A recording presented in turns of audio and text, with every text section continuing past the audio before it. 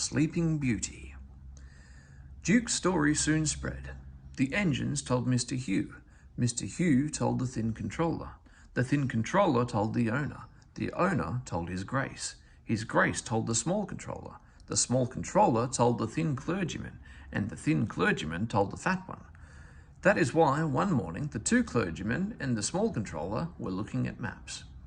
Our railway, said the small controller, is laid on the bed of the old one, but swings round to end at the road south of that village. The old line kept straight on. It went north of the village and then to the mountains. The maps show the works at the old station. If Duke is anywhere, he's there. Are you writing another book, sir? Yes, said the thin clergyman, but not about you.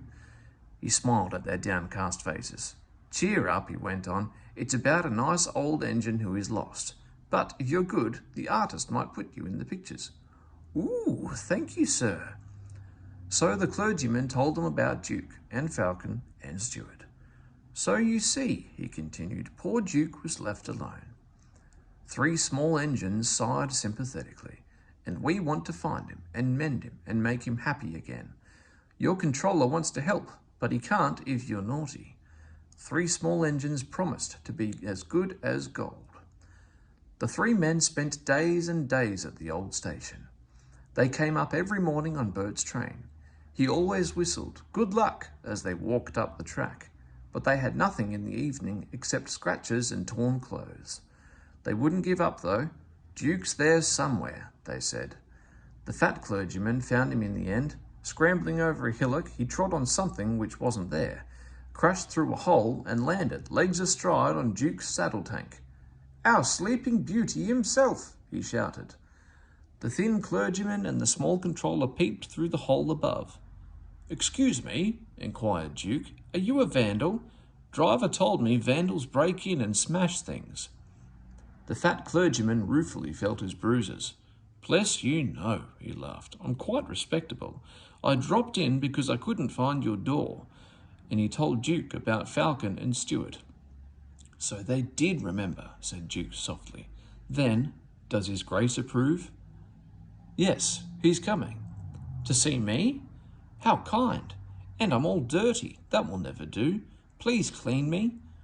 So they set to work, and by the time the small controller had fetched His Grace, Duke was the cleanest of anyone in the shed.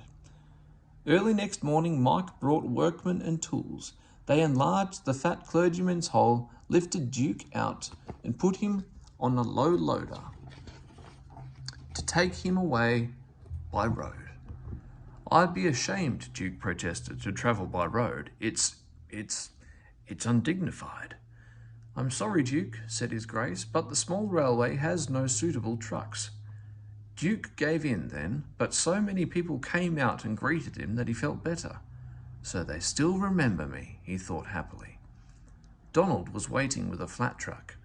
Everyone cheered when Duke was lifted onto it, and still more when he started along the big railway on the last stage of his journey to his new home. Peter Sam and Sir Handel were on early turn. They peeped out of the shed. "He's there," they whispered. "Shh, shh, shh." Duke opened his eyes. "You woke me," he grumbled. "In my young days, engines were seen and not heard, Grandpuff, remember?" "I remember," said Duke, "2 idle good-for-nothings called Falcon and Stuart." "Good for you, Grandpuff. We're glad you've come. We can keep you in order now." "Keep me in order? Impertinent! Be off!" The pair chuffed away, well content. "Impudent scallywags," murmured Duke, but his old eyes twinkled, and for the first time in years he smiled as he dozed in the sun.